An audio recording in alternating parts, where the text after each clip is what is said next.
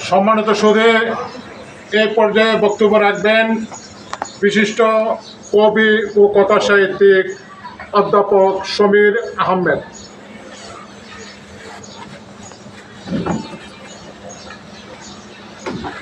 বক্তৃতা প্রশিক্ষণ কেন্দ্র কর্তৃক আয়োজিত এ সময় সবচেয়ে গুরুত্বপূর্ণ বিষয় বার্নিং ইস্যু, মাদক মুক্ত বাংলাদেশ চাই, এই শীর্ষক আলোচনা সভার সম্মানিত সভাপতি, বিশিষ্ট কবি, রম্য লেখক, প্রকাশক এবং বক্তৃতা কেন্দ্র প্রশিক্ষণ কেন্দ্র প্রধান পরিচালক জনাব শাহজাহান আবদালী, আজকের অনুষ্ঠানের প্রধান অতিথির আসন অলঙ্কৃত করেছেন অ্যাডভোকেট রফিক সিকদার, যা বিএনপির জাতীয় নির্বাহী কমিটির সদস্য।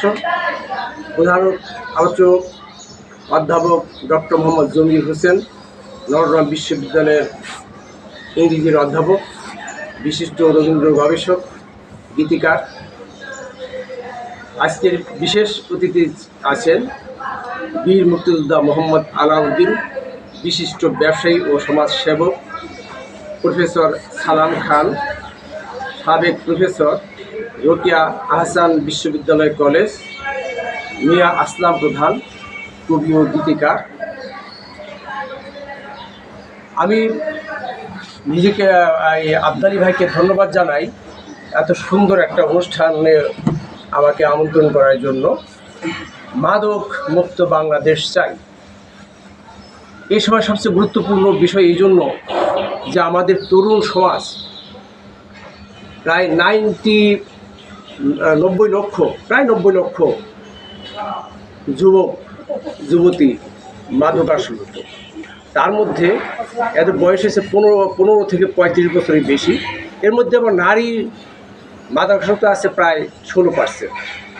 এই যে 90 লাখ মানুষ যারা এই সময়ের স্বপ্ন নির্মাতা, দেশ নির্মাতা, যাদের দ্বারা আমরা যারা এই দেশের মানব সম্পদে পরিণত হতে পারতো, তারা যাতে বোঝা হয়ে যাচ্ছে।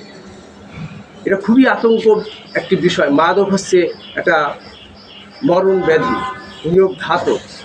প্রথমেই মাদক শুরু হয় আসলে ধূমপানের মাধ্যমে। আমি নিজের জীবন দিয়ে একটু বলতে চাই। আমি যখন ঢাকা বিশ্ববিদ্যালয়ের ছাত্র, সেই 93 কথা বলছি, 91, 92 ব্যাচ আমরা।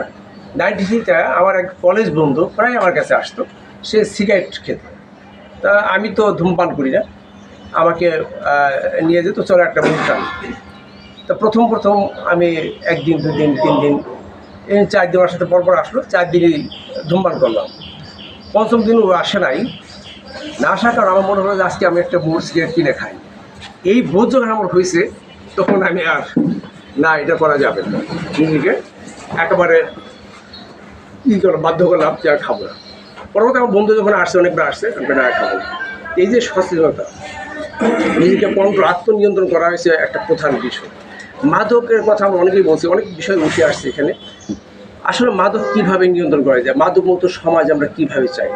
আমরা তো অবশ্যই বলবো যে রাজনৈতিক একটা সদিচ্ছা থাকা দরকার এবং প্রশাসনের সদিচ্ছা থাকা দরকার। কিন্তু এই দুটি কি যথেষ্ট আমাদের জন্য মাদক এই মুক্ত সমাজ গড়ার জন্য? মোটেই নয়।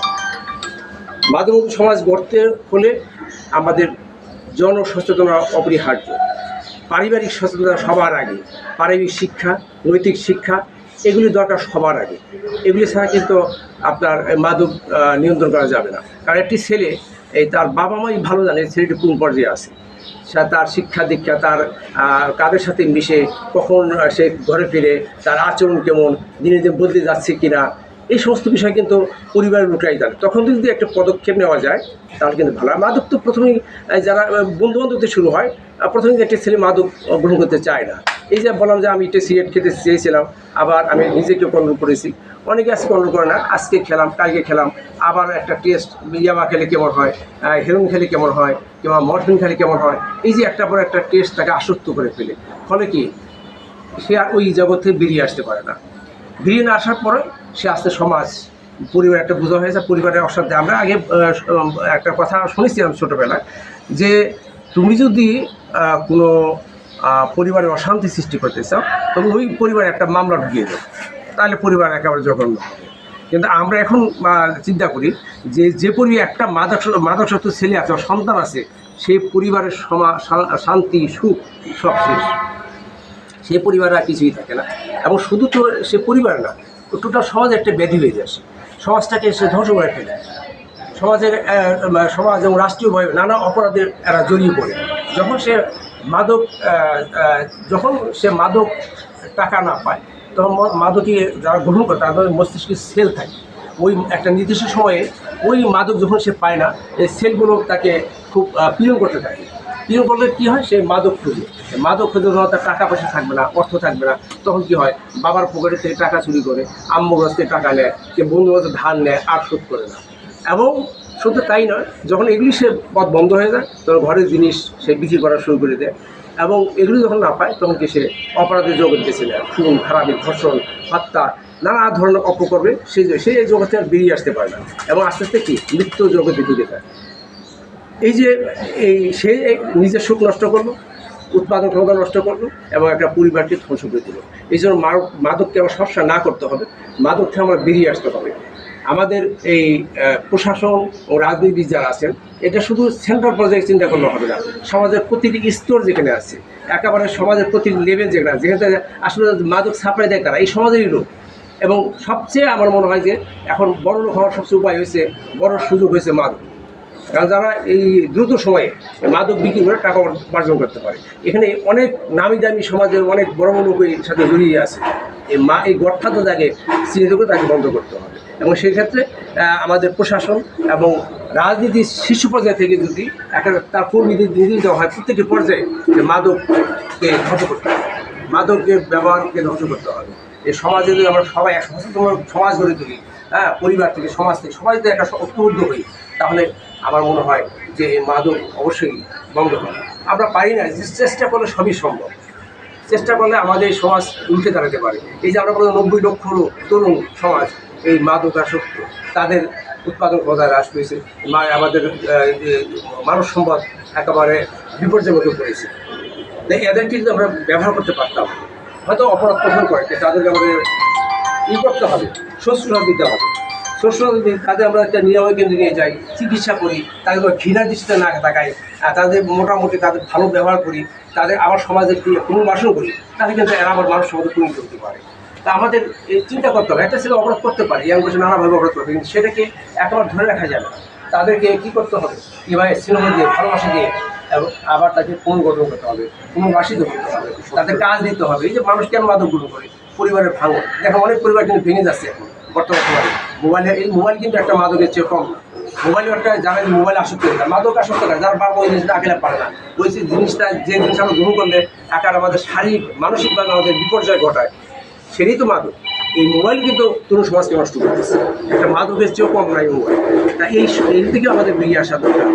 আমি আশা করি যে এই যে আব্দুল ভাই পরবর্তী কোনো একটা প্রশিক্ষণ বিষয় রাখবে, হয়তো এই যে মোবাইলের অপব্যবহার আমরা কীভাবে, মোবাইল আমরা যে একটা অনেক সব কিছু পাওয়া যায়, একটা বিশ্বে এমন কিছু নাই যায় পাওয়া যায়, ভালো মন্দ জিনিস যেমন পাওয়া যায়, মন্দ জিনিস যেমন পাওয়া যায়, মোবাইল অ্যাডিক্টেড হওয়া যায়।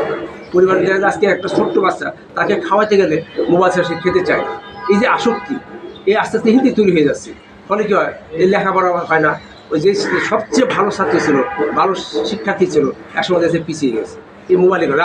রাত জেগে সারা রাত জেগে মোবাইল দেখে দিনে ঘুমায়, তার একটা টোটালি এটা কোনোভাবেই মাদকের চেয়ে কম না। তার একটা কর্মস্পৃহা নষ্ট হয়ে যায়, তার সব কিছু এখন নষ্ট হয়ে যায়, ধ্বংস করে ফেলে মোবাইলে। কাজে এই মোবাইলও একটা মাদকের মধ্যে বলা চলে ধরা যায়। তা আমরা যারা এই সমাজ সচেতন, যারা সমাজকে পরিচালনা করে, সমাজ যারা নিয়ন্ত্রণ করে, তারা যদি এই সমাজের গডফাদার যারা, মাদক গডফাদার যারা, তাদেরকে বন্ধ করে দেয়, মাদক যাতে তরুণদের কাছে পৌঁছাতে না পারে সেই সুযোগ যদি নস্যাৎ করে দেয়, তাহলে কিন্তু আমরা এখান থেকে বেরিয়ে আসতে পারি। তো আমি আবার আব্দুল ভাইকে ধন্যবাদ জানাই এমন সুন্দর একটি অনুষ্ঠানের জন্য। এই মাদকমুক্ত বাংলাদেশ চাই, এই সময়ে সবচেয়ে একটি গুরুত্বপূর্ণ বিষয় নিয়ে তিনি আজকে আলোচনা করেছেন, আমরা এই আলোচনার আয়োজন করেছেন। আমি এখানে থাকতে পেরে ধন্যবাদ জানাই সবাইকে। শোনেন, জায়গাটা ছোটো নাকি